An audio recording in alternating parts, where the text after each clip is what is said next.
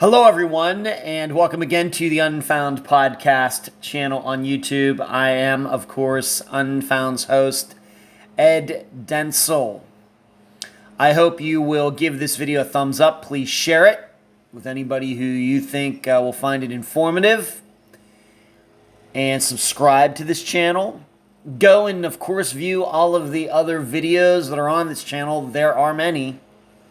And if you'd like to take that one step further to support this channel and everything and this podcast, everything we do here, please hit the join button below. I'd appreciate it. Thank you. I thought that I had already done this video a few years ago for the disappearance of Greg Brooks. I certainly did not do it when this episode came out in 2018, but at some point when I had some time, maybe during the pandemic, the start of the pandemic in like 2020, I had gone back and started to do map analysis videos for all the prior disappearances that have been covered where I didn't do them. I was not when Unfound got started in September of 2016, doing map analysis videos was not something I did, mainly because the YouTube channel didn't even exist at that point. But some point around 2020, I started going back and doing some map analysis videos that you can, of course, find on this channel. And I thought I had done one for Greg Brooks, and for some reason I can't find it. It's weird that I kind of sort of remember doing one, but it is not on the channel now, so I don't know what happened. So here we go. The map analysis for the disappearance of Gregory Brooks. He disappeared from the Casselberry area, which is up here on the what I would call the other side of Toronto. I live down here, but so it's on the other side of Orlando, going toward Daytona. But this is Casselberry. I'm going to zoom that in a moment. But I just wanted you to see how far it is, if you are unfamiliar with Florida, how far it is from where Greg was living at the time, where he worked, and where his car was eventually found, way down here, and we will get to that in a moment as well. So driving time, it says 1 hour and 54 minutes right now on this Thursday. But I'm here to tell you that it probably would take longer than that usually. Orlando gets pretty congested even 23 years ago. So let's move in, and I realize that maybe a few of these locations have changed, but maybe not. You will see here I've diagrammed some of the places that were mentioned in the interview that I did with Greg's mom back in 2018. And yes, we do call him Greg. Maybe that wasn't adequately explained in the interview, in the episode. But even though he's known as Roy Gregory Brooks Jr., he was known as Greg, shortening his middle name. But this is Casselberry. You can see the title right there. And the crystal, there's a crystals right here. Believe it or not, I've never been to one of those. Maybe I should check it out. Winn-Dixie. And I believe this is the Regal Cinema where he worked right down here. You can see they're all very close to each other. And what catches my attention, if these are the locations, the exact locations as 23 years ago, is that the perception I have is that we have to remember that he went to his work first. So he thought he was working, found out that he wasn't on the schedule, got his check, and then it seems like he was headed back to his home. He stopped at Winn-Dixie. That's where he cashed that check for roughly $200. And then this Crystal's place where he ate, if we're to believe that, although there was no wrappers or napkins or anything in there, so maybe the employee got the wrong day of the week, certainly possible. But it seems like he was headed home, and then something happened. That's my perception. I don't know if there's any proof of that. But I guess what I'm saying is, if he was thinking about running off with the money, would he have not cashed that check maybe somewhere in the direction that he eventually went, instead of going back toward his house? Maybe.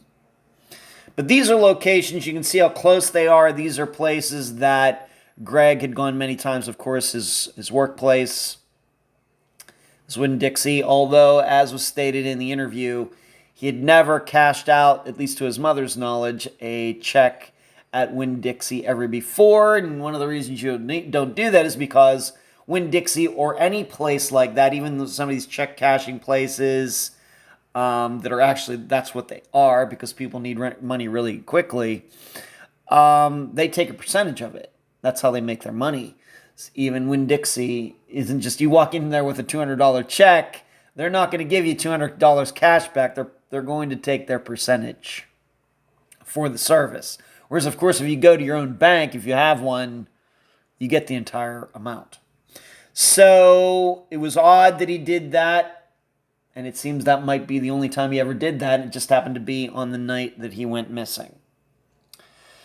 So we'll now zoom out, and we'll head down to the Tampa area, which is where I live, although this is on the complete opposite side of my area of what you might call Tampa. But he went down the 4, a highway that everybody is familiar with here in Central Florida. It's like the belt of Florida going in a southwest or northeast direction between Tampa and Daytona Beach, right through Orlando.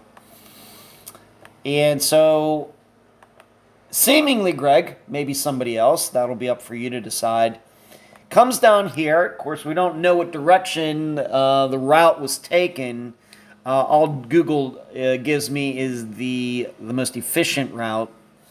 And he comes down the 4 and then goes south on the 75. Now, you should know I've never been on this part of the 75. It's just really not convenient for me to be over in this general area of Tampa. I live right about there.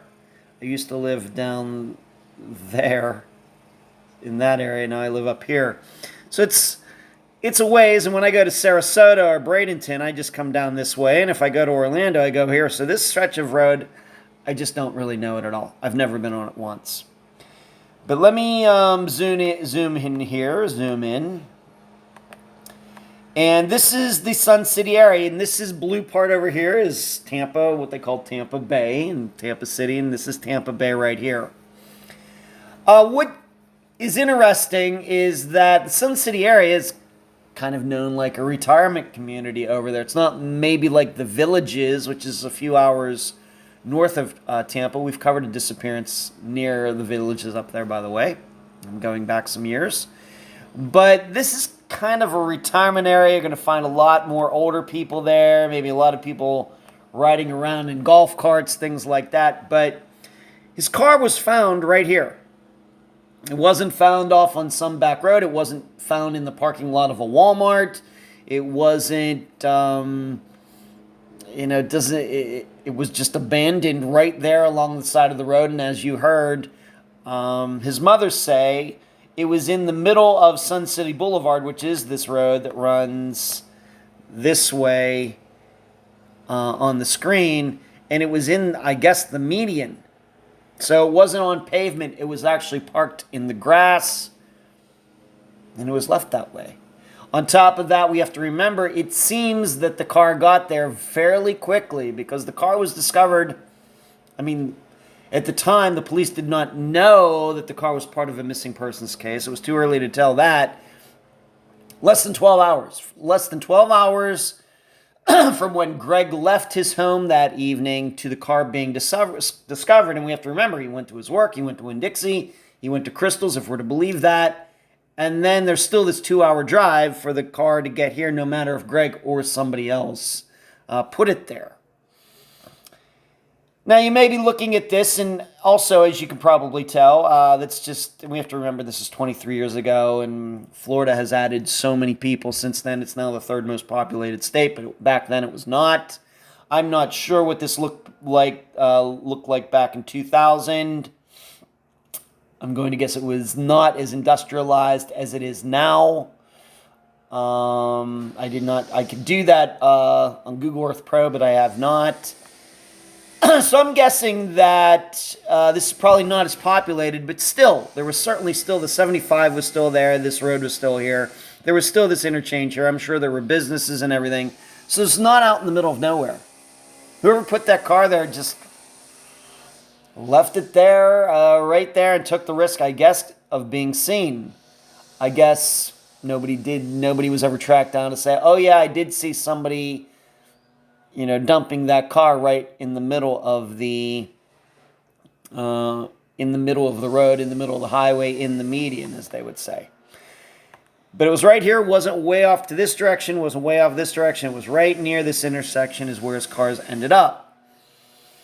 Of course, there's no proof that Greg had ever been to this area before. There's no proof that he ever got online to find out anything about it, or anybody else connected to him knew about this area.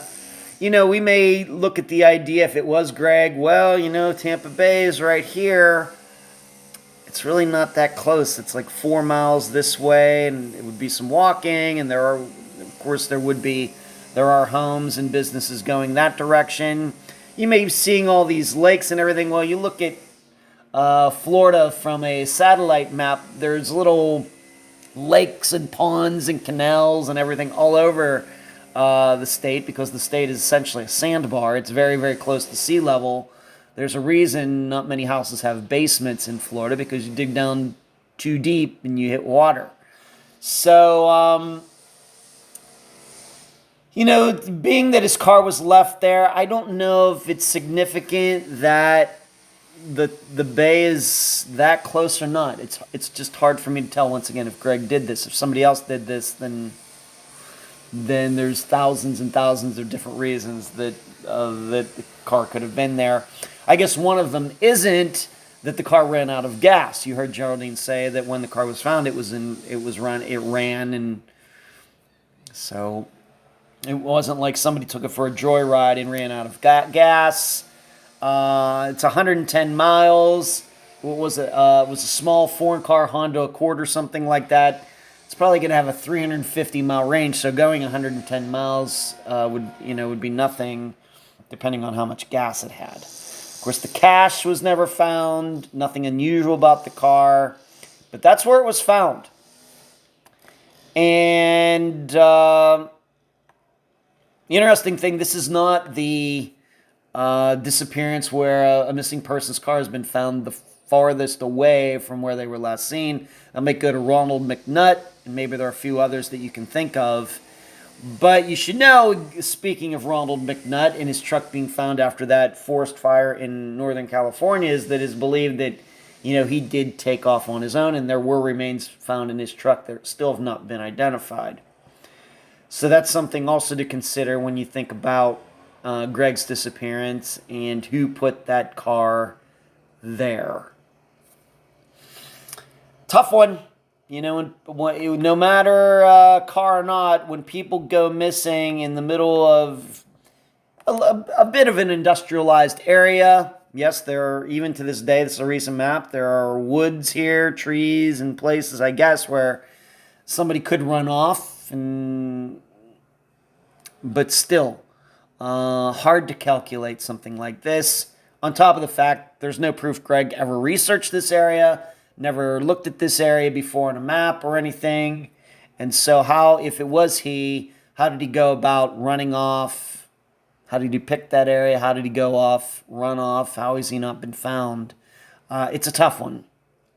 So that is the map analysis for the disappearance of Greg Brooks. And maybe I should mention one thing. No, he did not have a cell phone or anything like that, so that was not part of the conversation that I had with his mother. It's kind of what we consider the pre-cell phone. I know people did have cell phones back then, but not many.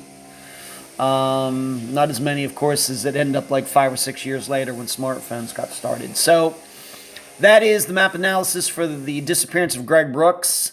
I hope this does kind of rekindle people's interest in it and get people thinking about it. Because it's been over 5 years since the original coverage that Unfound did. Thanks for watching. Give this video a thumbs up. Please consider joining the channel as a member.